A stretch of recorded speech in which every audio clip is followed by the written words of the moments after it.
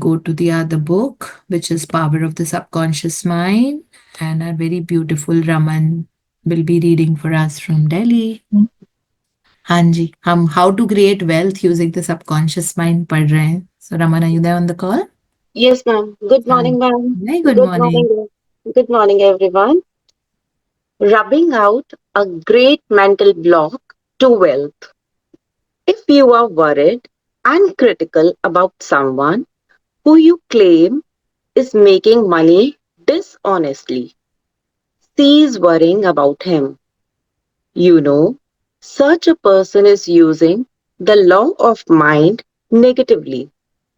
The law of mind takes care of him. Be careful not to criticize him for the reasons previously indicated. Remember, the block or obstacle to wealth is in your own mind. You can now destroy that mental block. This you may do by getting on mental good terms with everyone. या इसका मतलब है, अगर आपको कोई नजर आ रहा है वो गलत तरीके से पैसे कमा रहा है, आपको पता है कि उसका ये this is not the way, because उसमें लोगों का नुकसान भी है, कई लोगों को दुख पहुंचा के वो पैसे कमा रहा है. कई लोग होते हैं वो अंडर टेबल पैसे लेना देना, गलत तरीके से ब्राइबिंग और वो सारी चीजें. तो हम उनको बहुत लेबल कर देते हैं, अरे वो तो ऐसे ही है, 2 नंबर का पैसा कमाते हैं, बहुत ज्यादा उनके तो घर में उनकी, है ना. You talk very disrespectfully towards that person because वो गलत तरीके से पैसे कमाता है या जो भी है. तो इसमें लिखा हुआ है don't criticise. Law of attraction उनका ध्यान रख लेगी.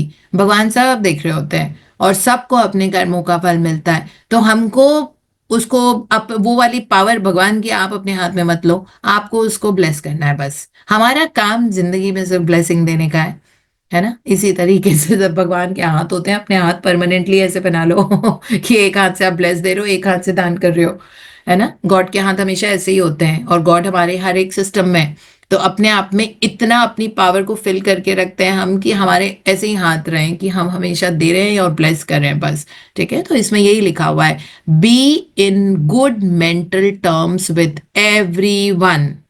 यानी मेंटल टर्म्स का मतलब है it's not that you have to be best friends. Energy के हिसाब से वो पर्सन आपके जिंदगी में आ ही नहीं पाएगा. आप उसे मिलने की कोशिश करोगे ना कुछ हो जाएगा, उसका कोई काम पड़ जाएगा उसका, बिकॉज अगर उसकी एनर्जी लो है वो आपकी एनर्जी फ्रीक्वेंसी में नहीं आ ही नहीं पाएगा. तो ऐसा नहीं है कि आपको मिलना जुलना, उसके साथ हंसना बैठना जरूरी है. गुड मेंटल टर्म्स का मतलब है कि आप चाहे कुछ भी सिचुएशन हो, आप बहुत आराम से उसको ब्लेस कर पा रहे हो, है ना. आपके मन के अंदर उसके प्रति कोई वो नहीं है कि उसकी ग्रोथ नहीं होनी चाहिए, 2 नंबर का पैसा है, ये नहीं होनी चाहिए. तो बस आप यही उसको, उस पर्सन को ब्लेस कर दो कि उसको खूब विजडम आए और बहुत अच्छे से और उसके बहुत अच्छी जिंदगी हो. हमको अपनी तरफ से यही करना है ना. जैसे कहते हैं ना, कानून को अपने हाथ में मत लो, वैसे ही भगवान जो देते हैं law of cause and effect, वो अपने हाथ में मत लो. हमारा काम इंसान के तौर पे सिर्फ लोगों को ब्लेस, हील और प्रॉस्पर करने का है. हम वही करेंगे, है ना. अदरवाइज हमारी वेल्थ रॉब होने लग जाएगी, हमारे पैसे का नुकसान होने लग जाएगा. तो ये चीज इसमें लिखा हुआ है, द ब्लॉक और obstacle to wealth is in your own mind. Own mind because हमने किसी के बारे में, किसी के वेल्थ के बारे में बुरा बोला था. सो इसीलिए इनमें लिखा हुआ है कि be on good mental terms with everybody, है ना. ये बहुत जरूरी होता है, सबके साथ सबको अब बिल्कुल दिल खोल के ब्लेस कर दो. आपको ये सोचने की जरूरत नहीं उसने ये किया है मैं उसको ब्लेसिंग क्यों दूं. उसको ब्लेसिंग की जरूरत है. जिस इंसान को चोट लगी होती है ना, उसी पे तो बैंडेड लगाना होता है ना. अब दिख रहा है चोट लगी है, मतलब वो गलत काम कर रहा है. In the realm of universe, in the law of Karma, आपको ये नजर आ रहा है कि वो इंसान गलत काम कर रहा है. और वो सिर्फ आपके नजरिए में नहीं, वो सबके नजरिए में. अगर कोई अपने किसी क्लोज वन को इल ट्रीट कर रहा है ना, जैसे कोई हस्बैंड वाइफ बीटिंग करता है, अपनी बीवी को मारता है, तो वो पूरी दुनिया के नजर में गलत चीज है, चाहे कुछ भी बीवी ने किया हो. तो ये वाला कर्मा जो होता है, ये सब बोलेंगे कि no, it is not correct. But उस इंसान को चोट लगी हुई है, मेंटल चोट लगी हुई है ना. He is sick, mentally sick, something is wrong, right. तो उस पर्सन को क्या हमारी दवा की जरूरत है कि हम और उसको बीमार करें ताकि वो और ज्यादा अपनी बीवी को मारेगा फिर, है ना? तो हमको उसको ब्लेसिंग देनी है of love, peace and wisdom. आप जैसे ही लव और पीस से ब्लेस करते हो उस हस्बैंड को, वो देखोगे धीरे धीरे अपनी बीवी को मारना बंद कर देगा और उनकी इज्जत करने लग जाएगा, उल्टा हो जाएगा, क्योंकि आपने चोट के ऊपर मरहम पट्टी की है, ब्लेसिंग दी आपने। वही अगर आप बोलते हो look at him, how he is doing, what is this, what is that, तो आपने उसकी जो मेंटल प्रॉब्लम थी उसको अपनी एनर्जी से और नेगेटिव कर दी, उसको नेगेटिविटी से देखकर, है ना?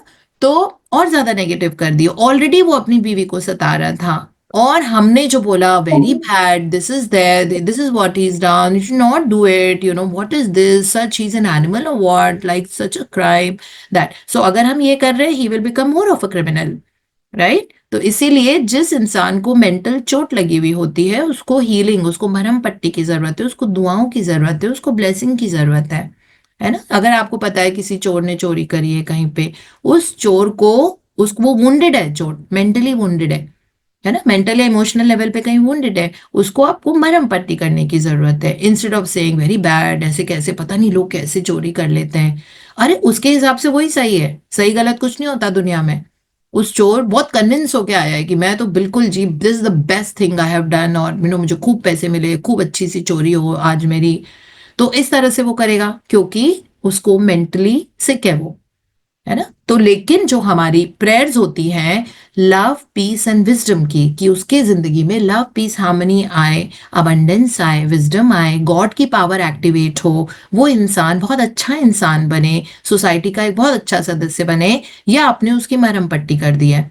अब जो लोग जिनको परेशान हो रहे थे, जिनकी वो चोरी कर रहा था, कभी किसी का सेल फोन चोरी कर रहा था, कभी किसी का वॉलेट चुरा रहा था, अब love, peace, harmony and wisdom और गॉड की पावर उसके अंदर आ गई है आपकी प्रेयर के कारण। तो इसीलिए जब आपको कोई गलत काम करता हुआ नजर आता है तो उसको डिस्कस ना करके आप उनकी मरहम पट्टी करो, उनको ब्लेसिंग दो, है ना? That is what it is, यही बता रहे हैं डॉक्टर जोसेफ मर्फी। हाँ जी Raman. Sleep and grow rich. As you got to sleep at night, practice the following technique. Repeat the word wealth quietly, easily, and feelingly. Do this over and over again, just like a lullaby. Lull yourself to sleep with the one word wealth. You should be amazed at the result. Wealth should flow to you in avalanches of abundance. This is another example of the magic power of your subconscious mind. हाँ, देखो जरा, मैंने इतना इस्तेमाल किया है ना इस वाली प्रैक्टिस का, बिकॉज ये किताब हम 4-5 बार पहले पढ़ चुके हैं। स्लीप एंड ग्रो रिच तो थिंक एंड ग्रो रिच होता है, स्लीप एंड ग्रो रिच। तो मतलब स्लीप तो सभी करते हैं, कभी दोपहर को करते हैं, कभी सुबह उठ के वापस सो जाते हैं, है ना, कभी सेशन में ही सो जाते हैं, कभी रात को सो जाते हैं। तो स्लीपिंग का कितना बड़ा फायदा है बताओ, है ना? वेल्थ बोल के वेल्थ रिपीट करते रहो क्वाइटली लाइक अ ललेबाय। ललेबाय का मतलब होता है लोरी गाना, जब बच्चों को हम लोरी गा के सुनाते हैं ना, सो अपने आप को लैलिबाय सुनाते हैं, वेल्थ वेल्थ वेल्थ, धीरे स्पीकिंग क्वाइटली, और फिर उसके बाद नींद आ जाएगी, और नींद आती है तो वेल्थ के साथ आप सो गए right? So you sleeping with wealth, so then you will wake up with wealth also, you know, and then your life will become very wealthy, because then wealth will start flowing in avalanches of abundance, है ना? खूब सारी abundance में आएगी हमारी जिंदगी में, right? सो ये बहुत अच्छी टेक्निक बता रहे हैं ये, कि ये बहुत पावरफुल पावर होती है सबकॉन्शियस माइंड की। So sleep and grow rich. Serve yourself with the powers of your mind. Point number one, decide to be wealthy the easy way with the infallible aid of your subconscious mind. Point number two, trying to accumulate wealth by the sweat of your brow and hard labor is one way to become the richest man in the graveyard. You do not have to strive or slave hard. Point number three, wealth is a subconscious conviction. Build into your mentality the idea of wealth. Point number four, the trouble with most people is that They have no invisible means of support. Point number 5. Repeat the word wealth to yourself slowly and quietly for about 5 minutes. Try to sleep, and your subconscious mind will bring wealth to pass in your experience. Point number 6. The feeling of wealth produces wealth. Keep this in mind at all times. 1 second, just take a pause here and see that इसमें सबसे पहले subconscious mind को retrain करने के लिए बोला है, reprogram, क्योंकि हमारा प्रोग्राम ये होता है, यार पैसा बड़ी मेहनत से आता है, पैसा मेरे पास ये ना कम है, मैं वो बहुत महंगी चीज़ है, मैं कैसे खरीदूं, ऐसे कैसे होगा, तो ये वाला, तो इसीलिए इसमें लिखा है first decide that you want to become wealthy, है ना, खूब पैसे वाला, आपको धनवान इंसान बनना है, और उसके बाद ये impeccable law of subconscious mind को यूज करना शुरू करो, जिससे आप कुछ भी अचीव कर सकते हो, है ना। फिर उसमें लिखा हुआ है मेहनत करने की कोशिश मत करना। अगर आप मेहनत से पैसे, अगर आपके मन में ये वाला वो मतलब फीलिंग है या ये आपका थॉट है दैट बहुत जितनी मेहनत करोगे उतने ही पैसे कमाओगे, ठीक है, तो इसमें बोला फिर आप ना ग्रेवयार्ड में, मतलब आपकी कब्र में आप रिचेस्ट पर्सन होगे, बिकॉज फिर आप थक के चूर हो जाओगे, आपकी जिंदगी में कुछ वर्क लाइफ बैलेंस नहीं रहेगा and you will not enjoy your life to the fullest. तो इसीलिए लिखा you do not have to strive और स्लेव हार्ड। हार्ड वर्क से कभी पैसे नहीं आते, हार्ड वर्क से आपका वर्क लाइफ बैलेंस, आपका मेंटल पीस, आपका फिजिकल स्टैमिना सब कम होता जाता है, ठीक है, परेशानियां बढ़ती हैं।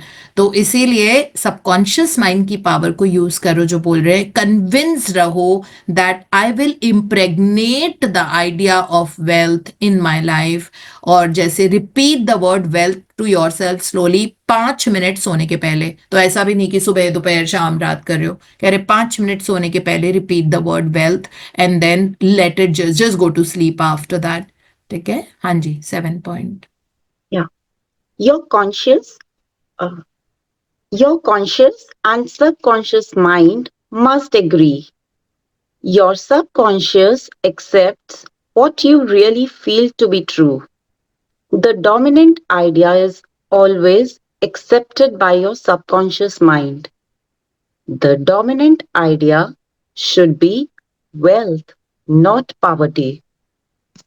Point number आज 8. इतना ही पढ़ लेते हैं, बाकी का कल कर लेंगे। It's already 7:02। Yes, ठीक है ma'am. Raman, and thank you so much for reading so beautifully. Always love listening to you. Thank you so much.